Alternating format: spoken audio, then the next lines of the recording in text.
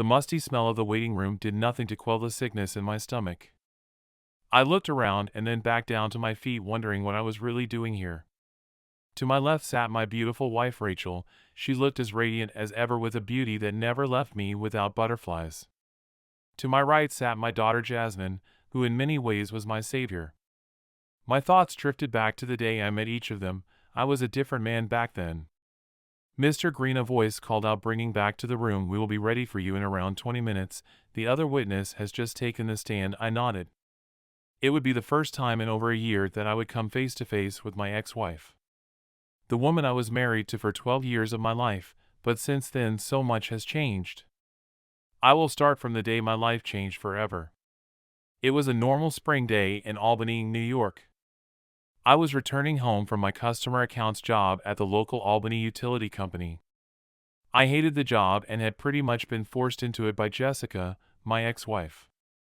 It is more secure and financially rewarding, she would say. It is better than construction, was usually the next comment. I should have known earlier that all she seemed to care about was money and social status. I do not want to say too much about Jessica other than at 35 she was still the most beautiful girl in the world to me. She was smart, funny, and loved me to death from the moment we met. I always thought she was out of my league. I was working construction back home in the Bronx when we met. I was tall and quite good looking with a permanent tan from always being outdoors. From the moment we began dating we were always together. I was her protector, her entertainer, and she saw past my lack of academia and only seemed to love me with more passion. When she finished her master's degree we moved back to her hometown of Albany and eventually married. Her parents were not thrilled by me at all, oh no, and they made no attempt to hide their dislike. Both they and her old friends felt she was too good for me and wondered why she would marry beneath herself. I was a good-looking dumbass, according to her father. Nonetheless, we were happy and loved each other more than anything. I was an only child and both of my parents had died in my late teens, so Jessica became my whole world. I found a job in construction and Jessica got a very good job at a finance company owned by a friend of her father's. When the recession hit in 2008, I lost my job and it was Jessica's salary that pulled us through the bad times. This only succeeded in making her parents loathe me more, if that was possible. It did put a strain on our marriage. Well, I guess it would when the people you love and socialize with are telling you that your husband is a loser. Sadly, it also affected my friendships back home in the Bronx. I was now moving in different circles according to them.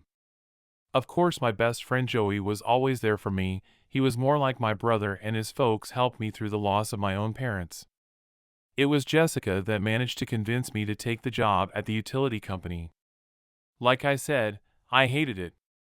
Indoors, computers, talking to people on the phone in a fake voice, it was my idea of hell, but I made the effort for Jessica and for us. We both hoped to have children one day, but having a successful career and being seen to have one was more important to Jessica. Image, wealth, and status really did not bother me, but I did everything Jessica wanted and I even tried to become the person Jessica wanted me to be. Sadly, when you stop being yourself, things tend to go downhill and you eventually become an unhappy person. I was no longer the chirpy Bronx builder who loved to have fun and be around people. I became depressed most days. I put on weight, stopped grooming, and rarely socialized, if ever. Yes, I was an overweight office worker married to a successful financial analyst who attended fancy dinners and cocktail parties with the Albany elite. I was not one of them. They knew and I knew it. I pulled into our driveway and was surprised to see Jessica's car in the garage. I got out of the car and walked over to the house with a feeling of impending dread. I did not know why, but as I entered the kitchen, Jessica was sat at the table looking solemn yet assured. There were some papers in front of her, and as I was about to speak she cut me off. "Mikey, we need to talk." Those famous words hit me like a ton of bricks. I could see she was slightly nervous, but as I sat down I saw no tears.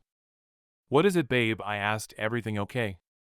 She steeled herself, cleared her throat as though preparing for a big speech. "I am sorry, Michael, but I want a divorce," she stated clearly and calmly. My heart sunk and my stomach knotted. I was speechless as it felt like someone had reached into my chest and grabbed my heart.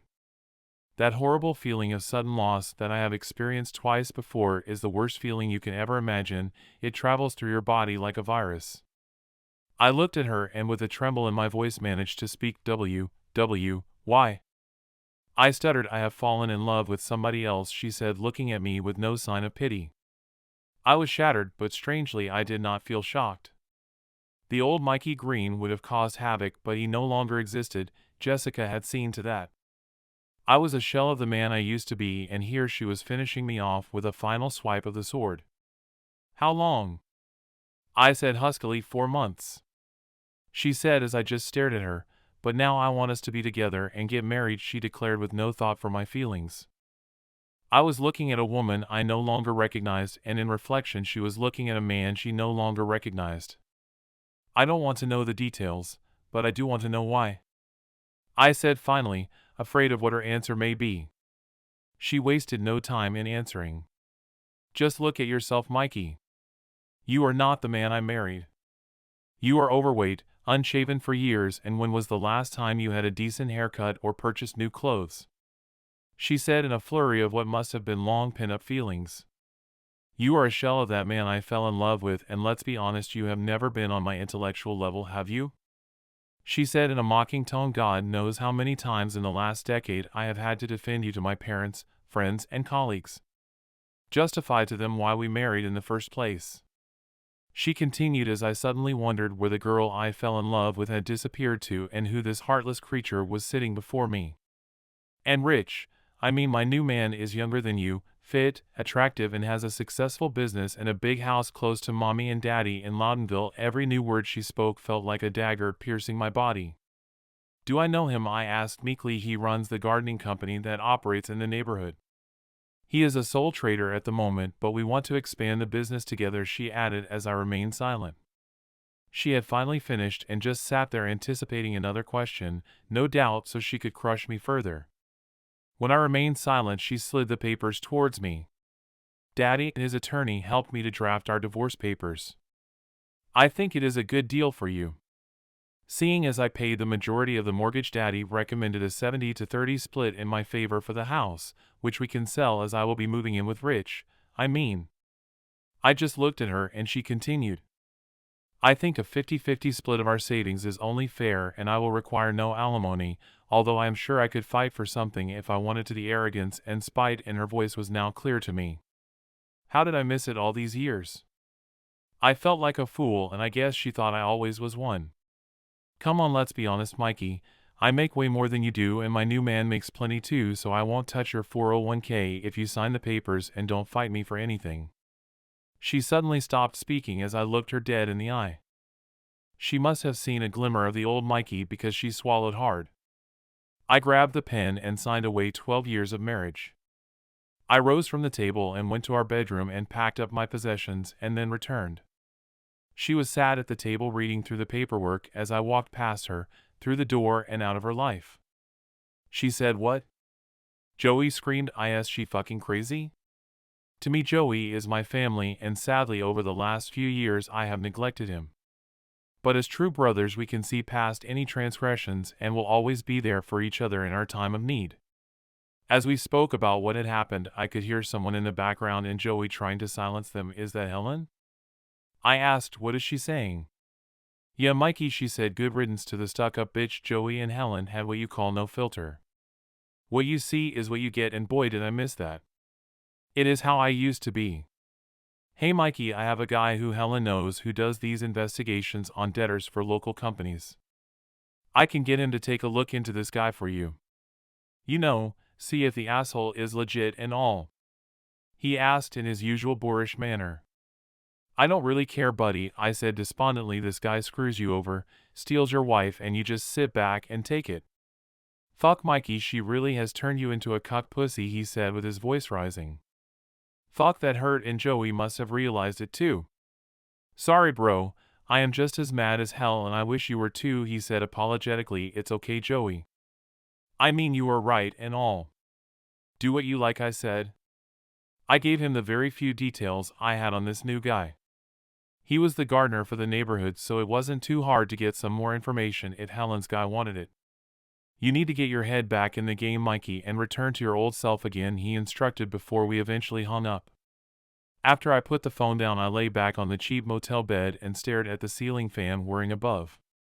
My head was spinning, and I tried to make sense of everything that had happened to my life, not only the last few hours, but the last 12 years. Sleep evaded me, so I made a grab for the bottle of Jack Daniels on the table and drank straight from the bottle. For the next few weeks I did the same. Often I would call in sick at work, or turn up drunk and smell of booze leading me to be sent home. Everyone in the office was looking at me, snide comments made behind my back, and I felt like I was watching myself from above, just going through the motions of existing. I was recommended to a doctor, and although that helped, being signed off work gave me more time to think and dwell on the past. I never made it to the offices of Jones and Brown to finalize the divorce. A letter was sent to my office because nobody knew where I was, and nobody was going to bother looking. I knew that for sure. The letter contained the divorce settlement and a check for $175,000. This was my share of the house, savings, and house contents. The settlement declared everything Jessica said at the kitchen table, and as I had not attended the meeting, it was finalized in absentia. I had no idea if all of this was legal and above board, but I had no fight left in me. Not enough anyway for Jessica and her powerful inner circle. A month had now passed since Jessica told me she wanted a divorce, and I had finally cashed the check into my account.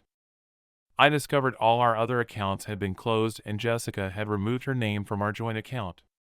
However, I was walking aimlessly out of the bank when I heard a voice calling my name. I ignored it at first, but when I eventually turned to look, I saw Pete and Shelley, my old neighbors. "Hey Michael," Pete asked, walking up to me. "Sorry to hear about the divorce," he said nervously. Now Shelley, his wife, she was a nosy neighbor and loved to gossip, and it did not take her long to pipe up. "I can't believe Jessica would leave you and remarry so quickly." I looked at her surprised. I seemed to remember Jessica saying she wanted to marry the guy, but such was my state of mind at the time I forgot about it. "Oh, you didn't know?" Shelley continued. "I had no idea," I said with an air of indifference. "We thought you guys were the real deal." Peter said, "Then we see she is married to this Richard Walton." It was the first time I had heard his full name. But as I looked at Shelley, she seemed to recoil and cringe at the mere mention of his name. I ignored it as I suddenly thought I now had a surname to give to Joey's friend rather than Rich the gardener from Albany. "He was the gardener who services your neighborhood," I said, offering information not asked for. As I did, I saw Peter swing around and face Shelley, who by now had turned bright red. "Our gardener," he said, yelling at Shelley and drawing stares from passers-by. "Why have you gone red, Shells?" he asked as I realized I had put my foot right in it. "No, Peter, no, never," Shelley pleaded. "He tried it on with me once and I put him in his place." Peter was now red himself and looking pretty irate as Shelley continued. "He is a sleaze, and every time he is due I go out for a few hours to avoid him." "I never told you because I knew you would be angry," she said, reaching for his hand and pleading with him. "We need to talk," he said before turning to me and apologizing. He grabbed her by the hand and marched her off down the sidewalk. I guess that is one lost customer for Jessica and Richard's growing empire, I thought to myself, and managing to raise a smile for the first time in a while. The news of the marriage did hit me hard. I slumped back into a depression and reached for the bottle again. I thought I would have a good try at drinking myself to death. That way all the pain would go and I wouldn't have to continue with my pointless existence. The next morning I rose from my motel bed and fell to the floor, vomiting all over myself. I had officially hit rock bottom. I crawled into the shower on my hands and knees and let the cold water rain down on me. As I emerged, I looked in the mirror, and what I saw reflecting back left me shocked. "Fuck you," I shouted at the man looking back at me. "I need to get better." I fell to my knees and cried. "For the first time since my mother passed away, I just want to be happy," I screamed into my hands. I knew something had to change. I walked into my office the following Monday and got down to some work. For some reason my personal mail was on my desk. I guessed it was redirected there because nobody knew where I was living.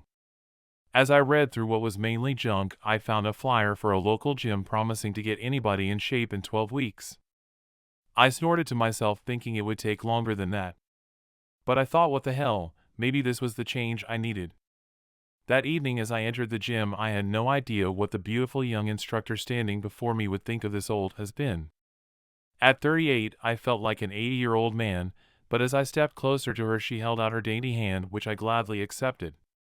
"I'm Jasmine," she said. To say she thought I was a mess would have been an understatement. But within her beautiful brown eyes I saw a semblance of hope for me. They seemed to inject some energy into me. Not lust or anything romantic, but honesty and compassion.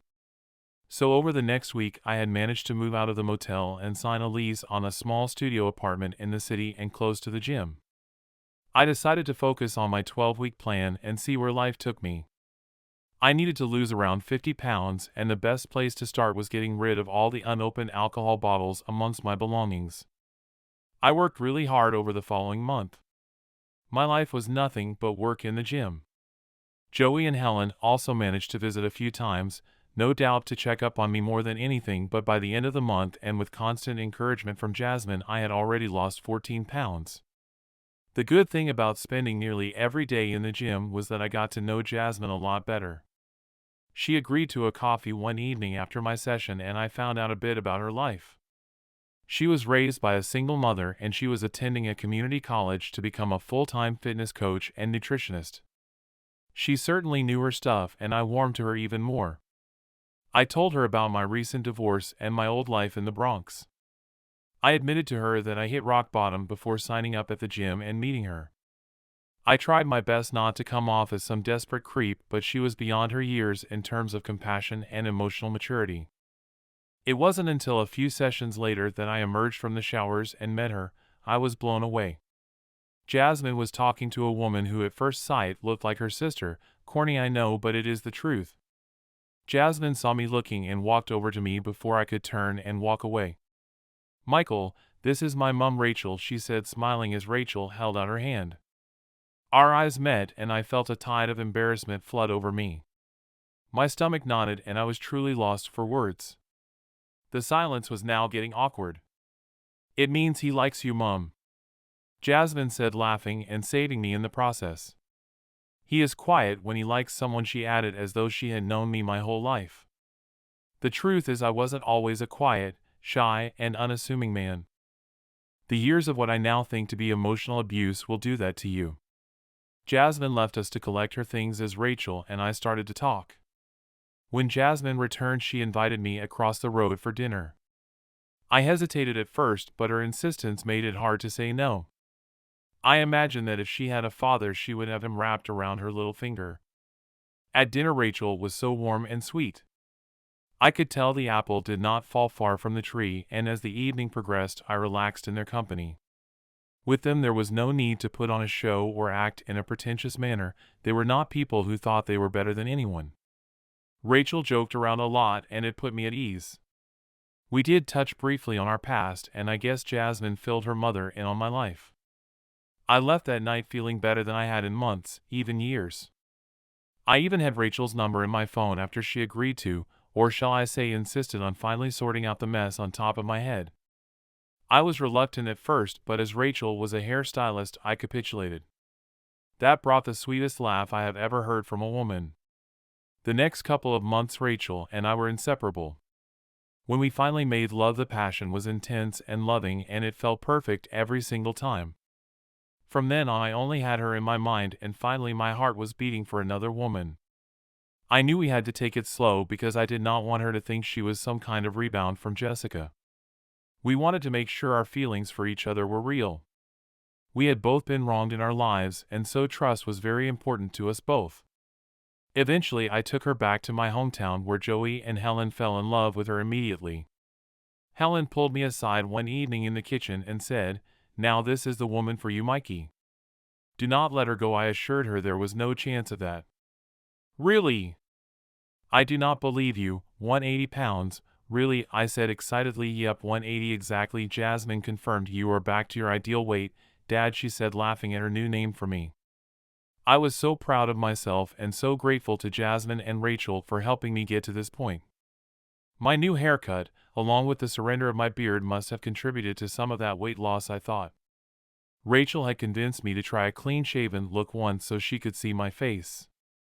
I had to laugh at that suggestion. I just hoped she wouldn't be put off by the man behind the mask. Thankfully, she wasn't. So here I was on cloud nine. I felt like a weight had been lifted from my shoulders. I had achieved what I set out to do. I looked great and I felt great, and this was the type of mentality I had when I was on a construction site in New York. I made my way to Rachel's house feeling on top of the world. I walked through the door to be met by a nervous and pale-looking Rachel. The look of worry on her face gave me a feeling of déjà vu. "What's wrong, baby?" I asked nervously. I had that bad feeling again. "We need to talk," she said. Suddenly I felt like the walls were closing in on me. Those familiar feelings came back and the nausea attacked my senses. "Okay," I said as Rachel took my hand and sat me down. "Look, Rachel, if you are going to break up with me, just do it quickly so I can get out of here," I said abruptly as she recoiled in shock. "No, honey," she replied, gripping my hand tighter and pulling me slightly closer. "I do not know how to say this because I don't want you to get mad at me." My feelings of dread had not abated. "I am pregnant," she announced hesitantly. I was in shock. We remained silent for a few seconds as her beautiful face creased up, trying to gauge my reaction. I rose to my feet and walked a few steps away.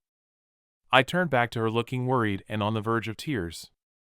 "Woohoo!" I screamed at the top of my lungs while simultaneously jumping in the air with both fists raised. Her face lightened up and joy sprung back into her eyes. "You are not mad?" she asked, regaining her beautiful smile. "How could I be mad? I am going to be a daddy," I announced before taking her into my arms and kissing her passionately on the lips. We embraced each other for the next 5 minutes. I was the happiest man on earth. Over the next few days, Rachel, Jasmine, and I started to look for a house.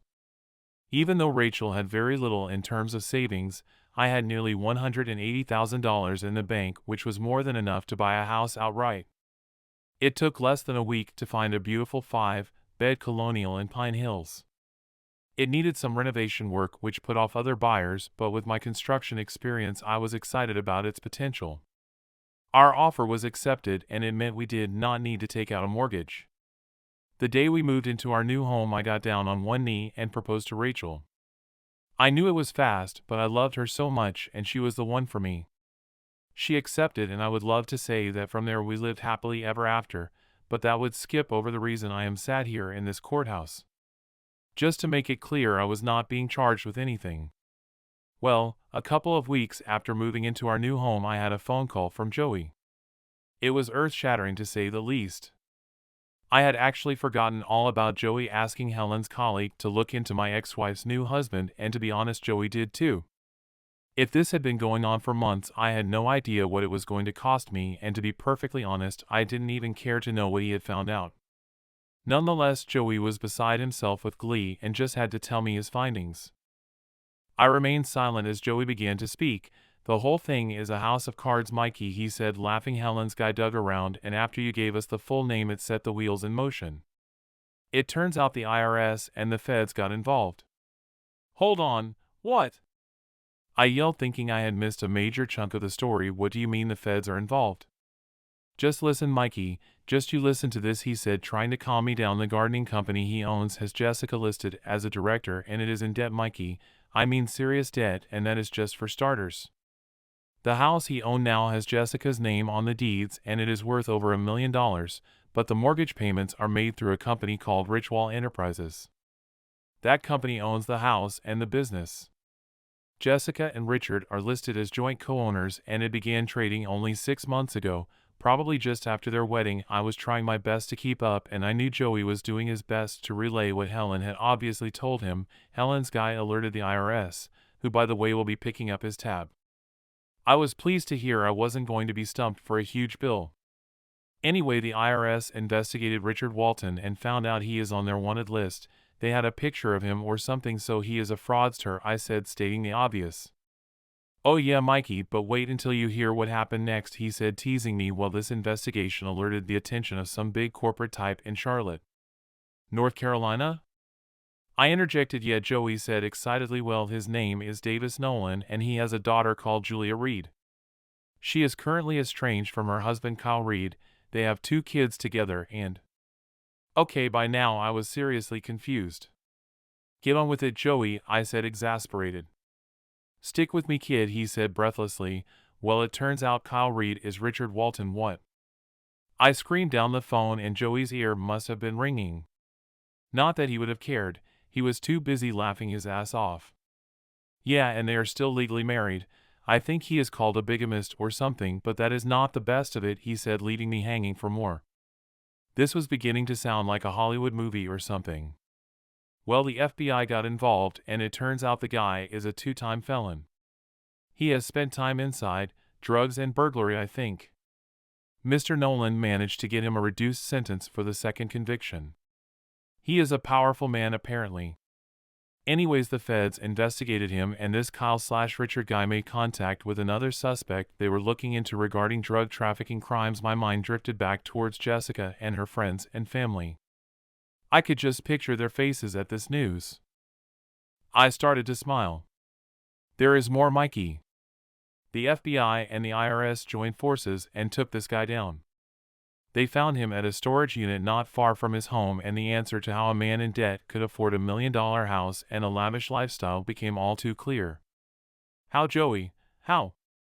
I was hooked. They found heroin, ecstasy, and stolen goods in his unit and his truck. They actually think he was about to flee again. He had suitcases filled with clothes and stuff in his truck. I started to laugh, and Rachel joined me on the sofa, shaking her head and laughing too. She had no idea what she was laughing at or what was making me so happy. So what about Jessica? I asked, and Rachel swung around and glared at me. I put my hand over the receiver and whispered to her. You are not going to believe this, I said, shaking my head and leaving her hanging. Joey continued to speak as I returned the receiver to my ear. She was arrested. Her parents have somehow managed to keep it out of the media, but I expect over the next few days they will be front-page news. It is a big news story after all, he said. I actually think Joey was more excited than I was, because quite honestly any feelings I had for Jessica, ill or otherwise, were gone. I reached for Rachel's hand and held it just to confirm that fact. After I ended the call, I turned to Rachel with eager anticipation and told her everything. She was shocked and surprised, because even though she knew Jessica was a complete bitch, it never dawned on her that she could be a criminal. All I could think of was what her parents, family, and the so-called social elites thought of her. Poor old daddy had a duped criminal for a daughter, and that cannot go down too well at the country club. I had to laugh to myself, and Rachel knew what I was thinking and laughed along with me. A few days later, the front page of every newspaper in the area and every media news channel was covering the story. I guess Jessica's parents still had some leverage in the community, because she barely got a mention. Of course, the bigamist, drug trafficking con man was splashed all over our screens, but the female accomplice who moved in elite social circles and was well known in the corporate financial world was not named. However, less than a week passed before one newspaper published the mugshot picture of them both, complete with prisoner numbers, but no mention of Jessica by name. We did find out that Kyle Reed was actually 41 and not 35 as he claimed to be. So my ex-wife actually left me for an older criminal who has just destroyed her life. Maybe she wasn't as intelligent as she thought. I was actually shocked at the image of my ex-wife. I had to take a few looks just to recognize her. She looked a shadow of the confident and arrogant woman who dumped me nearly 8 months ago. She was gaunt and looked as though she had aged. Her hair was thinner and she had huge dark bags under her eyes. I looked up to see my beautiful pregnant fiancée, who looked the complete opposite. I felt like the luckiest man alive. Not only to have her, but to also be shot of my ex and her family. In the months that followed, the whole issue died down. We enjoyed our first family Christmas in the new house. Rachel's parents came to stay with us. Helen and Joey stopped by, and I was surprised to see a few of my old friends from my construction days get back in touch. They loved Rachel too, and it was they who talked me into getting back into the construction game. Rachel and Jasmine agreed with them, and that's another reason I love them. In the new year, I quit my job and became a self-employed tradesman. I was working on construction sites, but also doing small jobs in the community. Ironically, I also started to get a lot of requests to do gardening work in quite a few neighborhoods. I was even surprised to be contacted by Peter and Shelley, but only if I promised not to try anything on with Shelley. They had my word. In March, Rachel gave birth to our mixed twins Alex and Sophia. In April, we were married in a small ceremony in Albany. It had been just over a year since the divorce from Jessica, and to think how much has happened in that time is astonishing. However, sadly, it would not be the last I would see of her. My new perfect life had been going so well until a visitor came knocking on my door completely out of the blue. His name was Andrew Brown of the law firm Jones and Brown, who was defending Ms. Jessica Walker in her upcoming court case. I was surprised she had gone back to her maiden name. Surely Mommy and Daddy wouldn't like the good Walker name dragged through the proverbial mud. Mr. Brown made himself comfortable in my house as he spoke. "We would like you to provide a good character testimony for Ms. Walker," he asked forthrightly. I laughed. "Why would I do that?" I replied, "Well, before your divorce you knew Ms. Walker better than anyone. You know she is straight and would never get involved in anything criminal, right?" I don't know if he was asking or telling me, but even I could see where he was going with this. What if he refuses? A voice behind me suddenly asked. Rachel emerged from down the stairs, obviously listening into our conversation. Mr. Brown looked at me. "What my wife said," I proffered. "Well, we can get a subpoena and force you to attend. If you still fail to show up, we can have you charged and thrown in jail," he said with a now menacing tone. My first reaction was to smash him in the face and throw him headfirst through the door. But as I looked towards my wife, I realized I had too much to lose. I had no idea if what he said was right or even legal, but for one court appearance I acquiesced to his demands. It was just easier. So here I am, sat in the waiting room of the courthouse. The trial has been going on for a couple of days, and as my appearance neared, I turned to Rachel. "What do I say, honey?" I asked with a whisper. She took my hand and looked at me with those beautiful brown eyes and said, "You are the most honest and loving man I have ever known." Just be honest. I knew that what I said in that court would probably have no bearing on the case at all. I had been strong-armed into attending by my ex-wife's legal team. They had wrongly made the assumption that I would speak highly of her. It could be the biggest mistake they had ever made, because I was going to do no such thing. A few days ago the trial for Kyle Reed had concluded. He was found guilty of Class E bigamy, a federal charge of Schedule I, drug possession with intent to supply, perjury, handling stolen property, and a whole range of charges relating to defrauding the U.S. government. He was also on a third strike. He was sentenced to 70 years in prison. Even I was shocked by that sentence. However, in an attempt to get a lesser sentence, he implicated Jessica on the fraud and handling stolen goods charges. He claimed she was in on it as they started the holding company as soon as they were married. What is it they say about no honor amongst thieves? The stolen property charges were being contested, but on fraud the IRS had her all ends up. "Mr. Greene, we are ready for you," the bailiff declared. I rose to my feet and exhaled loudly. Rachel had left to join the public gallery, whilst Jasmine looked after the twins in the waiting room. They were sound asleep, oblivious to it all. In the court my name was announced, and as I approached the stand I could feel the eyes of the entire court on me. It was a strange atmosphere. There were a few gasps as I took the stand, especially from those sat behind the defendant. As I took the oath, I turned to face the room, and it was the first time in over a year that I had seen Jessica in the flesh. She was dressed in an orange prison uniform and surrounded on either side by an expensively put-together defense team. She was looking down at her feet, but I made eye contact with her parents and then a few of her friends who sat behind her. I made out a couple of people who looked at me and mouthed the word "wow." The irony of me now looking down on them from the witness stand was not lost on me. I spent our entire marriage with them all looking down on me. Now the roles have been reversed. Andrew Brown rose to his feet and began to speak. "Thank you for coming today, Mr. Greene," he said. "Well, I wasn't given much choice, was I, Mr. Brown?" I replied, staring down at him. He recoiled at my tone, and all eyes turned towards him to see what his reply would be. At that moment Jessica finally lifted her head and looked in my direction. Her eyes flew wide open and her jaw dropped. She suddenly burst into tears, causing everyone to turn and look. The realization must have hit her. The man she fell in love with had made a welcome return, and the man she had destroyed was gone. She was now inconsolable as the judge asked her lawyer if he needed to take a minute. He ignored his offer and continued. Mr. Greene, as the defendant's ex-husband, who was admittedly treated very well by my client in the divorce, would you agree that the charges against her surprise even you? He asked, to no objections from the prosecutor. I was very shocked. But as to being treated well in the divorce, I guess you and I have different ideas on that, I replied confidently as murmurs appeared from behind him.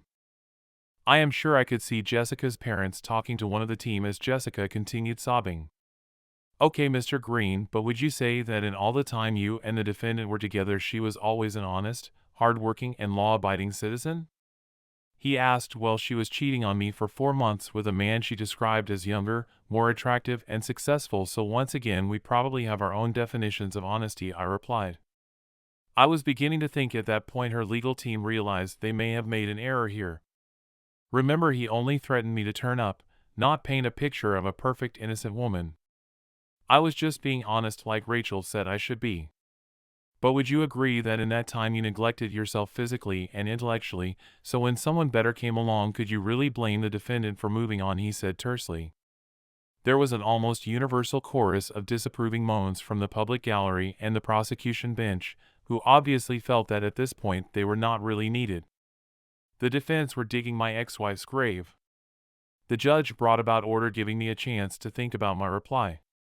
I agree that I neglected aspects of my life. It was very hard to live with someone who controlled my life and whose family and friends considered you beneath them. The defendant's father once referred to me as a good-looking dumbass, I said openly, and the look of shock and confusion amongst the defense was almost too hilarious for words. At this point Jessica was just staring at me with pity in her eyes. I had none for her in return. That may well be, Mr. Greene, but there is nothing to suggest that the defendant was ever involved in criminal activity, no evidence to suggest that for the years you were together that she was dishonest or looking to commit fraud. She paid her bills, even yours for a while, and never broke the law. Is that right? He said, now visibly flustered. Objection. The prosecutor rose to her feet. This is inadmissible, Your Honor. The witness is not here to prove the defendant committed no crime. It is a waste of the court's time, sustained the judge, said. The defense can rephrase the question. Mr. Brown looked perplexed but cleared his throat and resumed his line of questioning. Mr. Greene, in the years you were together, the defendant was an honest person who paid all her bills, her taxes, and her mortgage. She even paid yours for a time, is that correct? He stated, yes, I said, but I have no idea what type of person she has been over the last year. Well, I think we can take a guess, I said. Objection, Mr. Brown said, looking at the judge. What do you mean? Objection, Mr. Brown. He is your character witness, the judge said, trying not to laugh as half the courtroom burst into laughter. The jury had to look away. Your Honor, he is obviously a bitter ex-husband seeking revenge on the woman who dumped him and moved on, he said, now getting angry and irate. The defense team were now beside themselves with worry. Jessica was looking back between her parents and her counsel with tears running down her face. The judge spoke again. If he is a bitter ex-husband, then why did you put him on the stand? The prosecution team just sat back and smiled to one another. Is it true that you are indeed a bitter man who just wants to see his ex-wife suffer? Mr. Brown asked after a period of silence. If this had happened 11 months ago, you may have had a point. But now I have nothing to be bitter about. I may not be an intelligent man, Your Honor, but I am an honest man, please, Mr. Greene. Your wife. Ex-wife, Mr. Brown, I interjected. Okay, your ex-wife leaves you for another man and you feel no bitterness or ill will towards her and her family? He probed. No. Like I said, 11 months ago maybe you could have implied that. But since then I have found the most beautiful woman in the world, I said, looking over into the public gallery and straight at Rachel. People followed my gaze until all eyes were on her. She picked me up, put me back together, and now I get to call her my wife. She has given me 3 beautiful children. We have great friends, wonderful family, a beautiful home, and a successful business. Who in the world would be bitter with all that? I stated, never breaking eye contact with my beautiful wife, the smile never leaving my lips. She just looked back at me with that radiant smile, nodding her head. I turned back to see the defense looking tense, and now Jessica's parents were looking down at their hands. Jessica looked distraught and was sobbing as she caught my eye. I mouthed the words thank you to her and she collapsed into her arms onto the table. I was dismissed and I returned to my family. As I walked through the door, I could hear a big commotion with Jessica at the center of it. She was screaming, "Sorry, I love you," but whether or not it was aimed at me I do not know, and frankly, I did not care. Jessica was found guilty of conspiracy to commit an offense to defraud the U.S. government. I guess the court felt Kyle Reed was not smart enough to do it alone. I read it was titles 18 to 371, 26 to 7201, and 7206, 1, and 2. I had no idea what that meant. She was also found guilty of fifth-degree possession of stolen goods, which was a Class A misdemeanor apparently. She was sentenced to 6 years in prison. It also meant any chance of continuing her career in finance upon her eventual release was gone forever. For us, life is pretty great. The twins are getting bigger each day and their smiles can lift the clouds on even the darkest day, which I am pleased to say are few and far between. My business is booming and even Rachel now has a few clients that visit our home for hair and beauty treatments. Jasmine is breezing through her final year of college, which I am now paying for, by the way. Well, it is the least I could do for her. She did save my life, remember. The end.